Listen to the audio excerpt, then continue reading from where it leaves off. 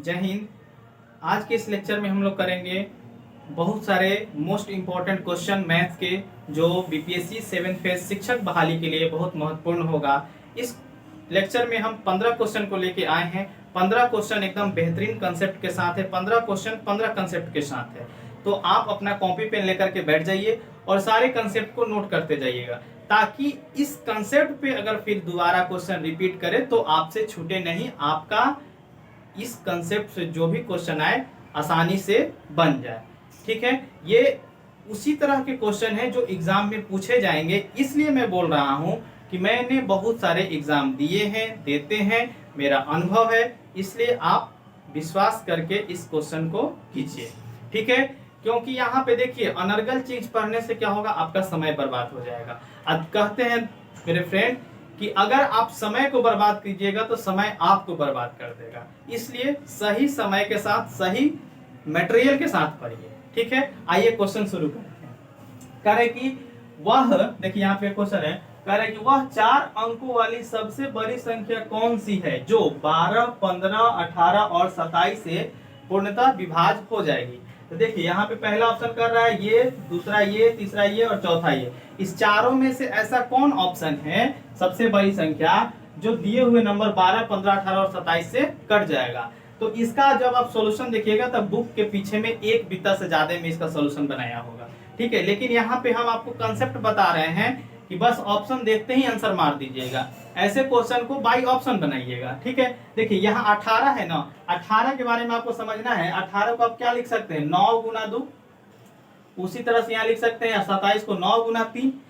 तो कह सकते हैं कि अगर किसी संख्या में 18 का भाग लग रहा है, यानी कि उसमें 9 से भी भाग लगेगा और 2 से भी भाग लगेगा।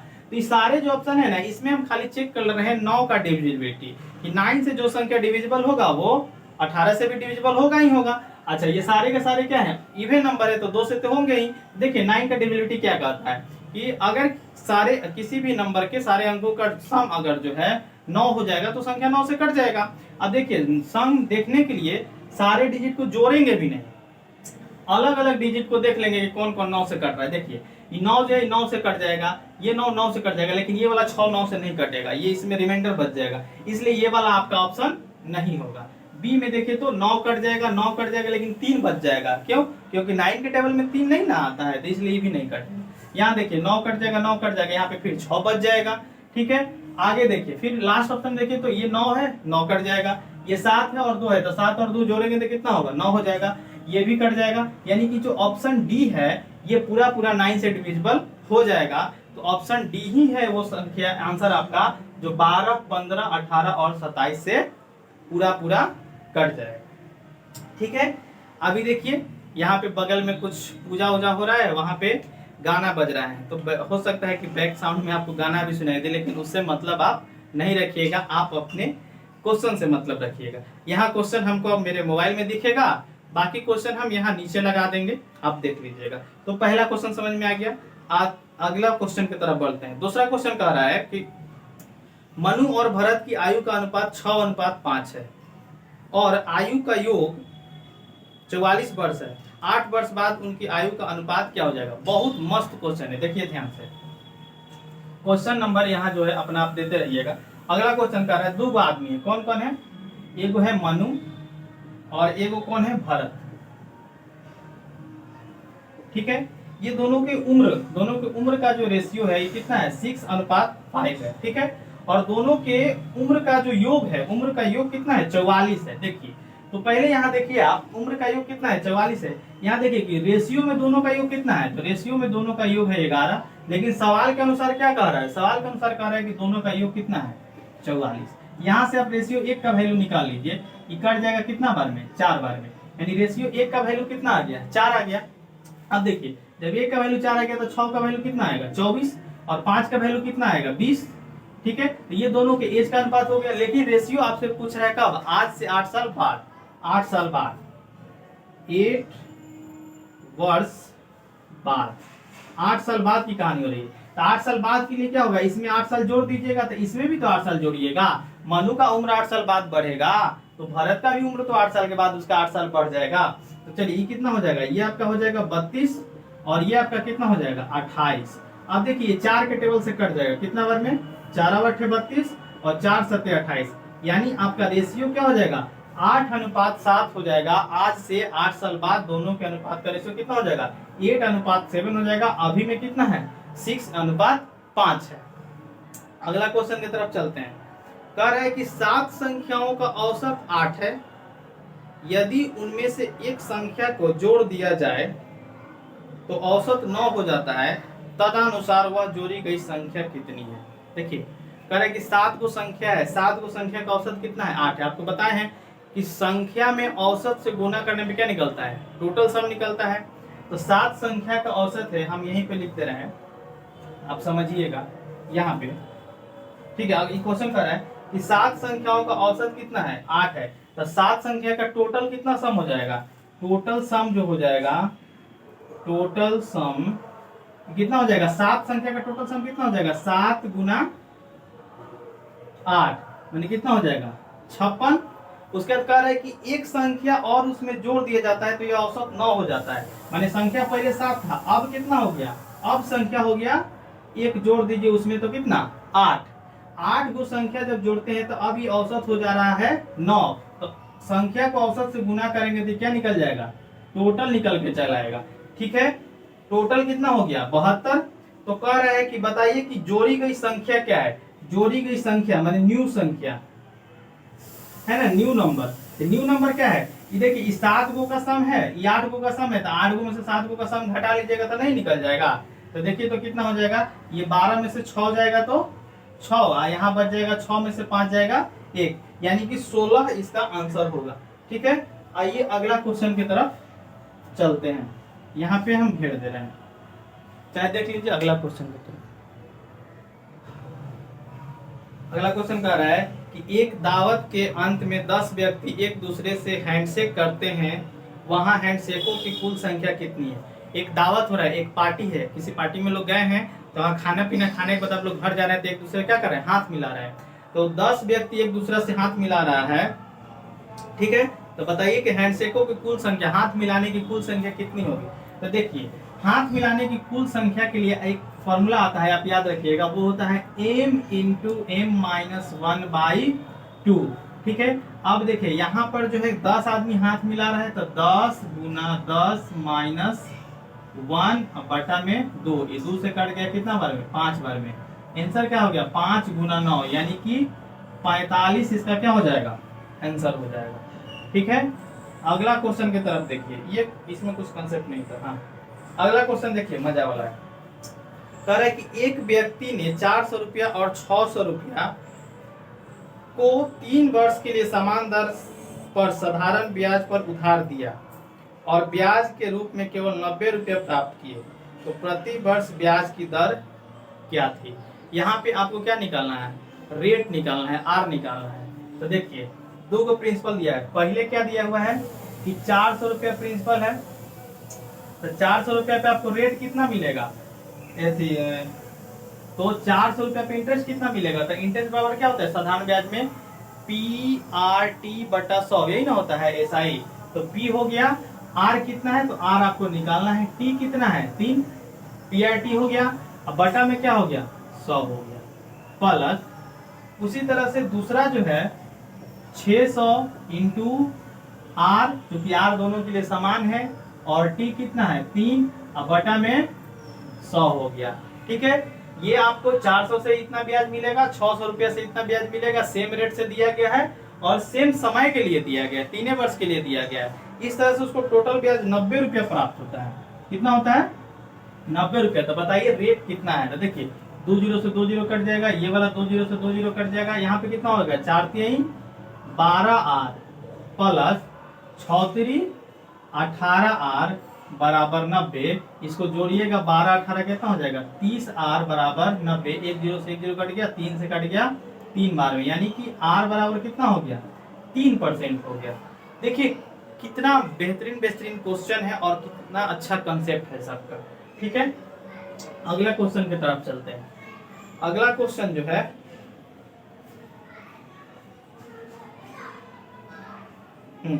अगला क्वेश्चन कैसा है, कह रहा है कि यदि किसी कक्षा में 32 लड़कियां हैं और लड़कियों और लड़कों का अनुपात 16:9 है, तब कक्षा में लड़कियों का प्रतिशत कितना होगा। देखिए कह रहा है कि यहाँ पे क्या है, गर्ल्स है और यहाँ पे क्या है, बॉयज है। दोनों का रेशियो दिया है 16:9, 16:9 दिया है। और टोटल गर्ल यहाँ दिया है, टोटल गर्ल्स दिया है कितना है 32 सवाल में। तो आपसे पूछ रहा है कि बताइए तो लड़कियों की संख्या का प्रतिशत कितना है, लड़की क्या परसेंट है। देखिए तो ये रेशियो वाला सवाल है। देखिए ये हम 15 क्वेश्चन लिए हैं, इसमें 15 कंसेप्ट आपको मिलेंगे, मिक्स चैप्टर है। तो 16 गो है। देखिए रेशियो में लड़की क्या गो है 16 गो, लेकिन ओरिजिनल में लड़की क्या गो है 32 गो। तो ये वाला दोनों एक दूसरे क्या होगा, बराबर होगा। तो यहाँ से आप निकाल लीजिए कि रेशियो 16 बराबर हो जाएगा 32 के, रेशियो 1 बराबर हो जाएगा 32/16 कट जाएगा यानी 2 के। जब 1 का वैल्यू 2 आ गया तो 9 का वैल्यू कितना आ जाएगा, 18 आ जाएगा। ठीक है, और ये लड़की कितना है, लड़की तो 32 ही है, टोटल क्वेश्चन ही दिया है। तो कह रहे क्या पता ये लड़की का परसेंटेज कितना हो जाएगा। तो परसेंटेज निकालने के लिए हम बताए ना कि जिसके बारे में पूछेगा उसको ऊपर लिखेंगे और जिसके रिस्पेक्ट में पूछेगा उसको नीचे लिखेंगे, गुना 100% का साइन लगा देंगे। तो उसी तरह से यहाँ पे पूछे कि लड़की क्या परसेंट है, तो लड़की ऊपर में चल गया 32 और नीचे में टोटल रहेगा, टोटल के रिस्पेक्ट में पूछ रहा है। तो 32 और 18 कितना हो जाएगा 50 इंटू 100% का साइन, 1 0 से 1 0 गया, 5 से कट गया 2 बार में, 32 दूना 64%। आंसर क्या हो गया 64%। यानी पूरे क्लासरूम में लड़कियों की परसेंटेज कितनी है 64% है। ठीक है, अगला क्वेश्चन की तरफ बढ़ते हैं। देखिए अगला क्वेश्चन भी अच्छा है, यहाँ पे देखिए हम यहीं पे लिख दे रहे हैं, ध्यान से आप लोग देखिएगा। टाइम एंड वर्क है, पाइप एंड सिस्टम का है। कह रहे कि एक नल टंकी को पानी से 2 घंटे में भर देता है, परंतु टंकी में छेद होने से पानी के रिसने के कारण टंकी 2.1/3 घंटे में भरती है, तो उस रिसाव से टंकी कितने देर में खाली हो जाएगी। देखिए मस्त क्वेश्चन है। 2 गो है, मान के चलिए हम 2 गो नल मान लेते हैं, क्या क्या, एक हम नल मान लेते हैं ए और दूसरा नल मान लेते हैं बी। तो ए जो है इस टंकी को भर दे रहा है 2 घंटा में, ये भर दे रहा है, इसको आप लिख दीजिए प्लस। अब बी मान लीजिए खाली करने वाला है, इसलिए इसको लिख दीजिए माइनस। ठीक है, खाली करने वाला को माइनस। आइए मान के चलिए कि इसको x घंटा में क्या कर दे रहा है, खाली कर दे रहा है। ठीक है, ए भर रहा है 2 घंटा में और बी उस टंकी को पूरा का पूरा जो उसमें रिसाव है वो क्या कर दे रहा है, खाली कर दे रहा है x घंटा में। तो अब देखिए इस दोनों का आप एलसीएम निकाल लीजिए। एलसीएम निकालिएगा तो कितना होगा, 2 और x का एलसीएम क्या होगा, उसमें तो कुछ कॉमन है नहीं तो डायरेक्ट गुना हो जाएगा। इसका एलसीएम क्या हो जाएगा 2x हो जाएगा, उसका एलसीएम क्या हो जाएगा 2x हो जाएगा। अब देखिए 2x हो जाएगा तो a से a के 1 घंटे ये जितना दिन में काम पूरा कर रहा है इससे इस टोटल काम को, ये जो आपको यहाँ पे निकल क्या निकल गया, ये निकल गया टोटल वर्क। ये 2x क्या आया, टोटल वर्क है। तो टोटल वर्क में जब हम a के पूरा दिन के काम से भाग देंगे तो निकलेगा कि a एक दिन में क्या को काम कर रहा है। तो 2x को जब 2 से भाग दीजिएगा, 2x को जब 2 से भाग दीजिएगा तो कट जाए, केवल x बचेगा, माने a जो है एक दिन में x काम करेगा, इसका a का एफिशिएंसी हो गया। उसी तरह से b जो है इससे जब भाग दीजिएगा तो b क्या करेगा, एक दिन में 2 काम करेगा, क्योंकि 2x को जब x से भाग देंगे तो x क्या हो जाएगा, कट जाएगा और 2 बच जाएगा। ठीक है, यहाँ पे आपको क्या मिल गया, a क्या एक दिन का काम और b का एक दिन का काम। अब ये समझिए a जो a तो प्लस से भरने वाला है, तो a जो है एक दिन में अगर x पार्ट टंकी को भरेगा तो b खाली कर देगा, इसको कितना 2 उसमें से खाली कर देगा। दोनों मिल के एक दिन में कितना काम करेगा, तो दोनों मिल के देखिए एक दिन में यही काम करेगा, चाहे 1 घंटा में। अगर दिन रहेगा तो 1 दिन लेंगे, घंटा रहेगा तो 1 घंटा लेंगे, मिनट रहेगा तो 1 मिनट लेंगे, उसमें कंफ्यूज नहीं करना है। तो a और b दोनों मिल के जब एक साथ चलेगा तो a x भरेगा, उसमें से b दोनों खाली कर देगा। यहाँ पे घंटा का बात हो रहा है, तो देखिए 1 घंटा में a और b जो है इतना काम कर देगा। अब पूरा काम इतना करना है तो ये पूरा काम करने में a और b को कितना समय लगेगा, देखिए तो पूरा काम करने में a और b को कितना समय लगेगा, 2x बटा में x माइनस 2। एक दिन में इतना काम कर रहा है, ठीक है, और टोटल काम इतना है, तो टोटल काम एक दिन के काम से भाग दे देंगे तो पता चल जाएगा कि टोटल समय कितना है। और जबकि टोटल समय लग कितना रहा है उसको, तो टोटल समय लग रहा है 2.1/3, यानी कि 2 3 6 1 7/3। 7/3 घंटा उसको लग रहा है। अब यहाँ से इसको क्रॉस गुना कीजिएगा, इससे इधर इससे इधर, क्या हो जाएगा 6x बराबर 7x माइनस 14, x इधर आ जाएगा 6x माइनस 7x बराबर माइनस 14। तो देखिए माइनस एक्स बराबर माइनस 14, माइनस से माइनस कट गया, x बराबर कितना आ गया 14 आ गया। और x आप क्या माने थे कि b जो है x घंटा में उसको खाली कर दे रहा है, यानी कि जो रिसाव है टंकी में, वो रिसाव पूरे टंकी अगर भर दिया जाए और रिसाव को खोल दिया जाए तो टंकी 14 घंटा में पूरा का पूरा क्या हो जाएगा, खाली हो जाएगा। तो ये देखिए कॉन्सेप्ट है, यहाँ एलसीएम मेथड से टाइम एंड वर्क को करते हैं, इसी तरह से ये पाइप एंड सिस्टर्न है, इस चीज को आप नोट कर लीजिए। आइए अब अगले क्वेश्चन की तरफ चलते हैं। अगला क्वेश्चन कह रहा है कि ए एक कार्य को पूरा करने में 20 से 50% अधिक समय लेता है।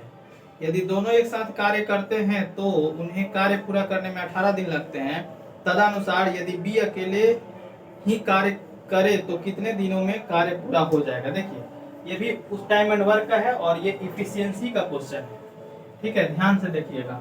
ये जो क्वेश्चन है आपको यहाँ पे समझिएगा, यहीं पे हम शुरू करते हैं। कार्य कि ए जो है, देखिए ए है और क्या है बी है, ये दोनों का क्या है टाइम का रेशियो है। कह रहे हैं कि ए एक कार्य को पूरा करने में 20 से 50% अधिक समय लेता है, यानी कि बी अगर किसी काम को पूरा करने में 100 घंटा लेता है, चाहे 100 मिनट लेता है, तो ए उस काम को करने में कितना देर लेता है 150 लेगा, क्योंकि इससे 50% अधिक लेगा। देखिए 1 0 से 1 0 कट जाएगा, ये 2 से कट जाएगा 5 बार में, ये 5 से कट जाएगा ये 2 बार में, और ये वाला 5 से कट जाएगा 3 बार में। ये 3:2 जो हो गया, क्या हो गया ए और बी के टाइम का रेशियो हो गया। क्या हो गया, टाइम का रेशियो हो गया, ठीक है। अब देखिए टाइम का उल्टा क्या होता है, इफिशियंसी होता है। टाइम के रेशियो को उलट देंगे तो इफिशियंसी का रेशियो पता चल जाएगा। तो अगर हम ए और बी की इफिशियंसी की बात करें तो ये हो जाएगा 2 और ये हो जाएगा 3। देखिए ये जो है काम करने में ज्यादा समय ले रहा है, यानी कि कम काम कर रहा होगा, इसलिए इसका एफिशिएंसी कम है, कमजोर होगा। और बी जो है ए से कम समय ले रहा है काम करने में, यानी बी ताकतवर है, उसका एफिशिएंसी क्या होगा, ज्यादा होगा, ठीक है।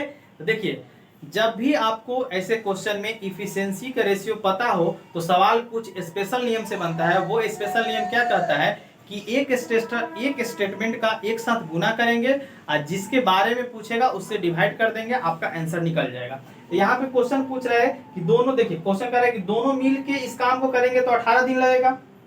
तो बताइए कि बी अकेला काम कितना दिन में करेगा, है ना, बी अकेला करेगा, बी अकेला करेगा। देखिए तो बी अकेला का कितना दिन में करेगा, तो दोनों यहाँ पे अगर इफिशियंसी की बात करें तो दोनों रेशियो में एक साथ कितना दिन में कर रहा है, तो 3 2 5, दोनों मिलके 5 दिन में करेगा। लेकिन सवाल में कह रहा है कि दोनों मिलके 18 दिन में कर रहा है। तो देखिए यहाँ पर भी दोनों का मिलके करवाए और सवाल में भी 18 जो दिया है वो भी दोनों का मिलके ही दिया हुआ है। तो एक स्टेटमेंट हो गया ना, तो एक स्टेटमेंट का एक साथ गुना कर देंगे। अब बटा में जिसके बारे में पूछेगा, अगर ए के बारे में पूछता तो 2 से भाग देते, अब बी के बारे में पूछ रहा है तो यहाँ पे हम किससे भाग देंगे, 3 से। कर जाए कितना बार में, 3 छक 18, यानी कि 5 छक 30 दिन। 30 दिन में बी अकेले इस काम को कितना दिन में उड़ा देगा, 30 दिन में उड़ा देगा। ये कंसेप्ट केवल इसी क्वेश्चन के लिए वैलिड है जहां पे आपको इफिशियंसी का रेशियो पता है। इफिशियंसी का रेशियो नहीं भी पता है, अगर टाइम का रेशियो पता है तो आप इफिशियंसी निकाल लेते हैं। क्यों, क्योंकि इफिशियंसी और टाइम दोनों एक दूसरे का क्या होता है, अपोजिट होता है, ठीक है, रिवर्स होता है। अगला क्वेश्चन देखिए, अगला क्वेश्चन भी अच्छा है। देखिए कह रहा है कि एक रेलगाड़ी 400 मीटर लंबे एक पुल को पार करती है। यदि रेलगाड़ी की गति 30 मीटर पर सेकंड है और रेलगाड़ी पुल को पार करने में 20 सेकंड समय लेती है, तो रेलगाड़ी की लंबाई क्या है। देखिए नोट कर लीजिए कंसेप्ट। कोई भी रेलगाड़ी जब किसी पोल को, पॉइंट को, या किसी ट्री को, या किसी मैन को पास करे तो उस केस में रेलगाड़ी को केवल अपनी लंबाई के बराबर ही डिस्टेंस ट्रेवल करना पड़ता है, ठीक है। और दूसरा कॉन्सेप्ट कहता है कि अगर कोई भी रेलगाड़ी किसी प्लेटफॉर्म को पास करेगा, किसी सुरंग को पार करेगा, है ना, किसी नदी को पार करेगा, तो उस केस में, किसी ब्रिज को पार करेगा, तो उस केस में जो रेलगाड़ी है अपना लंबाई प्लस उस प्लेटफॉर्म के, चाहे नदी के, चाहे सुरंग के लंबाई के, दोनों के योग के बराबर उसको डिस्टेंस ट्रेवल करना पड़ेगा। देखिए आगे यहाँ समझिए, फिगर से ज्यादा समझ में आएगा। ये आपका क्या है, प्लेटफॉर्म है। अब देखिए हम ये एक्सप्लेन कर रहे हैं तो समय तो देना पड़ेगा ना। अब समय भी नहीं दीजिएगा फिर वीडियो लंबा हो जाएगा, तो फिर समझिएगा कैसे। तो एक बार जब आप समझ लीजिएगा तो अपने आप आपका समय कट जाएगा। देखिए ये क्या है, प्लेटफॉर्म है, ये प्लेटफॉर्म है इतना बड़ा, ठीक है। यहाँ पे क्या है, आपका रेलगाड़ी है, यहाँ पे क्या है, ये आपका रेलगाड़ी है। तो रेलगाड़ी देखिए, जब यहाँ से रेलगाड़ी चलना शुरू करेगी तो यहाँ से यहाँ ऐसे ऐसे ऐसे ऐसे ऐसे ऐसे आएगा, है ना। ये रेलगाड़ी यहाँ पे थोड़ा सा लंबा है, ठीक है। ये रेलगाड़ी यहाँ पे आ गया, ठीक है। हम कब कहेंगे रेलगाड़ी पार कर गया, तो जब देखिए ये इसका पिछला हिस्सा है, ये इसका पिछला हिस्सा है। तो जब इसका पिछला हिस्सा जो है ये चलते चलते चलते चलते ये कहाँ पे आ जाएगा, पिछला हिस्सा जो है यहाँ पर आ जाएगा, रेलगाड़ी यहाँ पे आ जाएगा। तब कहेंगे कि जो रेलगाड़ी है पूरा पूरा इस प्लेटफॉर्म को क्या कर गया, पार कर गई। तो जब ये रेलगाड़ी पार कर गई तो देखिए रेलगाड़ी को डिस्टेंस कितना ट्रेवल करना पड़ गया जी। तो देखिए यहाँ से चलना शुरू किया था रेलगाड़ी, तो यहाँ से देखिए यहाँ तक तो चल भी किया, यहाँ तक प्लेटफॉर्म था। अब प्लेटफॉर्म तक चला तो ये डिस्टेंस तो चल ही गया, और फिर देखिए यहाँ तक भी तो ये डिस्टेंस कवर किया है। ऐसा थोड़े कि यहाँ पहुंच गया तो कह देंगे पार हो गया, नहीं, गाड़ी पूरा आगे चल गया। मतलब अब देखिए यहाँ से गाड़ी अगर इस पे चढ़ गया, यहाँ से चलना शुरू किया, यहाँ से इसका इंजन मान के चलिए है, इंजन यहाँ पे है ना, तो यहाँ पे इंजन आ गया। अब इंजन यहाँ से चला चला चला चला यहाँ आया और यहाँ आ गया, इंजन यहाँ पे आया। जब इंजन यहाँ पे आ गया तब हम कहेंगे कि पूरा पूरा पार कर गया। तो देखिए तो डिस्टेंस कितना ट्रेवल किया, यहाँ से लेकर के यहाँ तक, यानी ये वाला प्लेटफॉर्म का लंबाई हो गया और ये वाला इस रेलगाड़ी का लंबाई हो गया। आ गया समझ में। तो कोई भी रेलगाड़ी किसी सुरंग को, नदी को तभी पार करेगी जब अपना लंबाई और उस नदी का चाहे पुल का या प्लेटफॉर्म के लंबाई को पार करेगी तब। तो अब देखिए मान के चलिए इसमें प्लेटफॉर्म का लंबाई तो दिया हुआ है, प्लेटफॉर्म का लंबाई कितना है, 400 मीटर है। ट्रेन का निकालना है, मान लीजिए ट्रेन का लंबाई कितना है, 1 से। तो देखिए अब यहाँ पे क्या होता है, स्पीड बराबर क्या होता है, डिस्टेंस अपॉन टाइम होता है। यानी कि टाइम बराबर क्या हो जाएगा, डिस्टेंस अपॉन स्पीड होता है। तो आप देखिए यहाँ पे कह रहा है कि स्टेशन को पार करने में, प्लेटफॉर्म को पार करने में कितना देर लग रहा है, 32 सेकंड लग रहा है। यानी कि ये यहाँ से यहाँ तक आने में इसको 32 नहीं 20 सेकंड लग रहा है। तो देखिए अब क्या होगा, तो ऊपर में हो जाएगा 400 अब प्लस x, ये क्या हो गया डिस्टेंस, और डिस्टेंस बाई स्पीड, स्पीड इसका कितना है, रेलगाड़ी का स्पीड है 30 मीटर पर सेकेंड। ये क्या हो गया, डिस्टेंस अपॉन स्पीड बराबर क्या होता है, टाइम। इसको पूरा करने में समय कितना लग रहा है, 20 सेकंड समय लगा है। इसको काट कूट दीजिए, आंसर आ जाएगा। देखिए 400 प्लस x बराबर उधर जाके गुना हो जाएगा, क्या हो जाएगा 600। उसके बाद x बराबर 600 माइनस 400 घटा दीजिए, कितना हो जाएगा 200। यानी कि रेलगाड़ी का लंबाई कितना है, 200 मीटर का रेलगाड़ी है। समझ में आ गया। तो अब जब भी क्वेश्चन आपसे दे किसी प्लेटफॉर्म को पार कर रहा है, किसी सुरंग को पार कर रहा है, तो इस कंसेप्ट से बना लेंगे, ठीक है। इस कंसेप्ट को नोट कर लीजिए। फिर आइए अब अगला क्वेश्चन की तरफ चलते हैं। अगला क्वेश्चन देखिए कह रहा है, अगला क्वेश्चन कह रहा है कि एक दर्जी के पास 37.5 मीटर कपड़ा है और उसके 1 मीटर में 8 पीस काटना है। तो बताइए कि पूरे कपड़ा में कुल कितने पीस होंगे। तो बहुत आसान है, 1 मीटर में 8 पीस है और टोटल उसके पास 37.5 मीटर कपड़ा है, 1 मीटर में 8 पीस है। तो दोनों को गुना कर दीजिए, कितना हो जाएगा, 8 पे 40 के 0 हासिल 4 और 7 8 56 और 4 60 0 8 3 का 24 और 6 30 है, यहाँ पे 10 लो, मतलब कितना 300 हो जाएगा, 300 पीस उसमें हो जाएगा, ठीक है। आइए अगला क्वेश्चन देखिए। अगला क्वेश्चन भी अच्छा है, मिटाने के चलते हम उधर घेर के लिखते हैं, आप अपना समझ लीजिएगा। कह रहे कि 680 रुपया को ABC के बीच में इस प्रकार विभाजित किया जाता है कि A को B का 2/3 और B को C का 1/4 मिलता है। तो बताइए कि कितनी धनराशि सबको अलग अलग प्राप्त हुई। देखिए टोटल पैसा कितना है, टोटल है 680 रुपया। इसको डिवाइड करना है A, B और C में। इस तरीका से डिवाइड करना है कि B को C का 1/4 मिलेगा। तो मान के आप देखिए, अब यहाँ पे है कि C को कितना मिलेगी आपको मानना है। तो मान के चलते हैं कि देखिए ये 2/3 है, किसको, B का 2/3 A को मिल रहा है और इसको B को C का 1/4 मिल रहा है। यानी कि 3 और 4 का एलसीएम कितना होगा 12। तो ऐसा हम नंबर लेते हैं जो 3 से भी कट जाए और 4 से भी कट जाए। तो यहाँ पे हम ले लेते हैं, मान के चलते हैं कि C को कितना मिला 12, तो B को कितना मिल जाएगा, तो C का जितना मिला उसका 1/4, तो 12 का 1/4 कितना हो जाएगा 3 इसको मिलेगा। और A को कितना मिला है, A को मिला है B को जितना मिला है उसका 2/3, तो 3 का 2/3 आप निकालिएगा तो 3 से 3 कट जाएगा, ये कितना मिल जाएगा? 2। मैंने तीनों को पैसा इसी रेशियो में मिलेगा, ठीक है।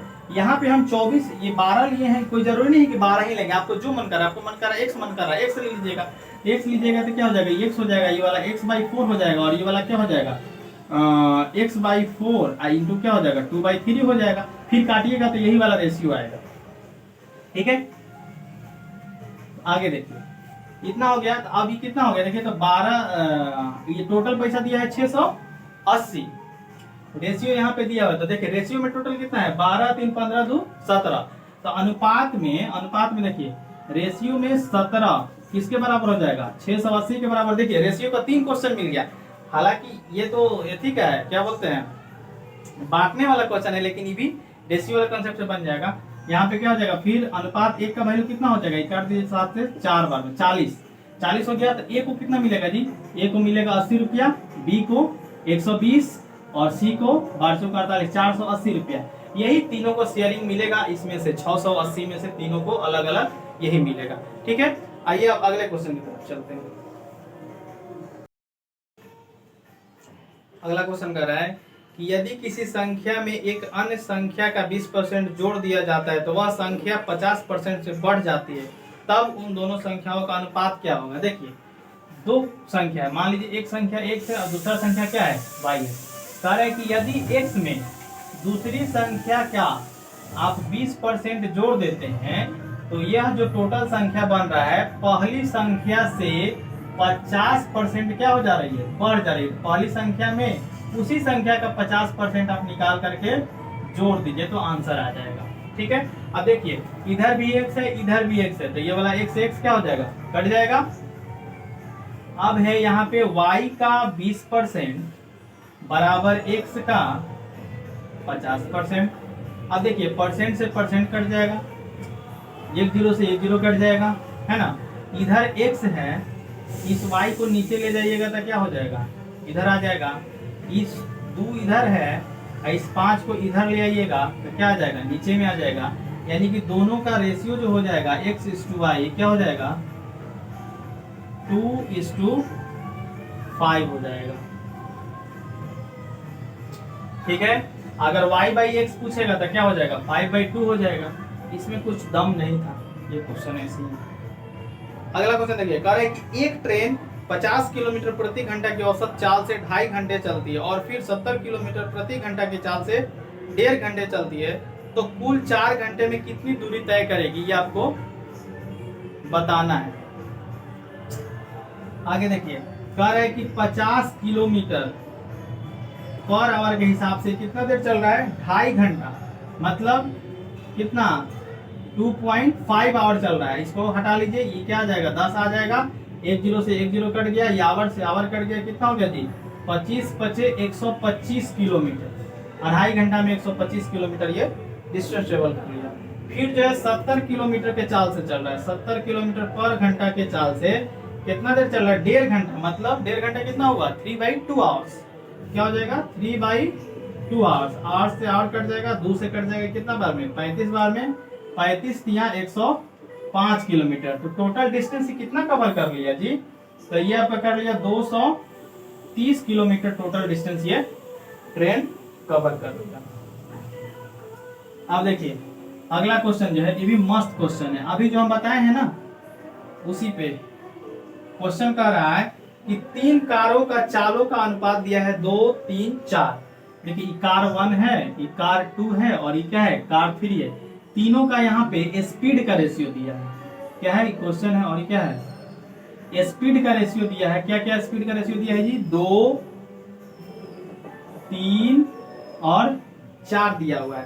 कह रहा है कि बताइए कि तीनों कारों को द्वारा समान दूरी तय करने में लिए गए समय का अनुपात क्या होगा। देखिए ये कौन सी का रेशियो दिया है? ये स्पीड का रेशियो दिया है और आपसे पूछ रहा है कि समय का रेशियो क्या होगा। अगर स्पीड का रेशियो है तो सेम डिस्टेंस जाने में तीनों जो कार है कितना समय लगेगा। एक बात ध्यान रखिए, स्पीड का जो रेशियो होता है, स्पीड और टाइम जो होता है एक दूसरे क्या होते हैं? रिवर्स होते हैं।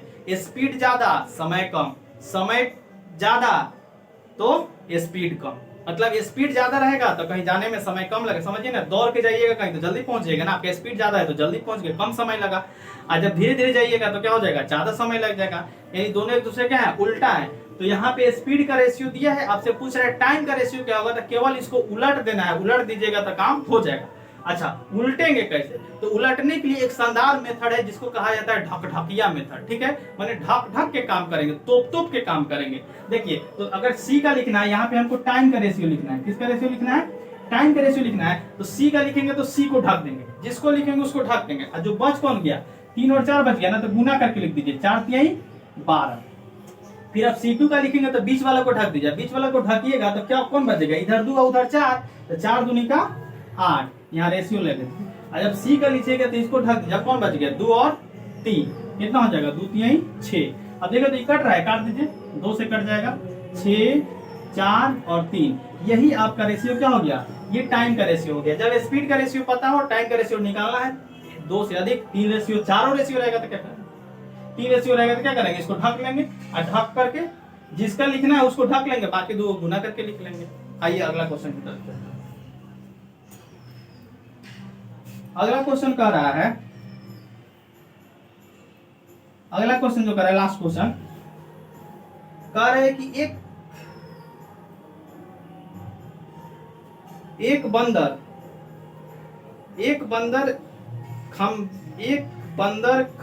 वृत्ताकार खंबे जो 21 मीटर ऊंचा है। अच्छा, एक बंदर है जो खंबा है वो 21 मीटर ऊंचा है, उस पर चढ़ रहा है, 1 मिनट में 6 मीटर चढ़ रहा है, लेकिन अगला मिनट में 3 मीटर फिसल जा रहा था। बताइए बंदर खंबे की चोटी पे कितना समय में चढ़ जाएगा। देखिए बहुत आसान क्वेश्चन है, ये बंदर है ना, ये पहला मिनट में चढ़ रहा है कितना, 6 मीटर, और फिर अगला मिनट में खसक जा रहा है कितना, 3 मीटर, ठीक है।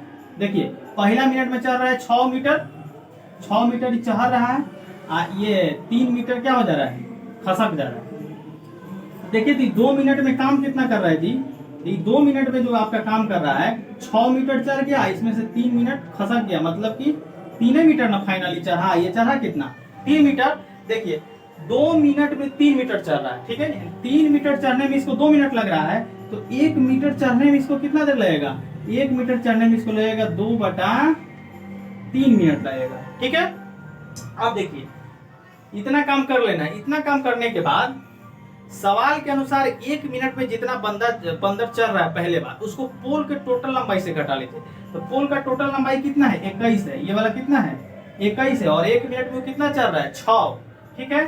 तो उसको शेष दूरी यहाँ निकालिए, शेष दूरी निकालने के लिए क्या कीजिएगा, 21 में से 6 घटा लीजिए, 1 मिनट में जितना चल रहा है तो कितना हो गया, 15। अब देखिए जो घटाने के बाद जो डिस्टेंस आएगा ना 15 मीटर, इस 15 मीटर को इस वाले स्पीड से उसको चढ़ाना है।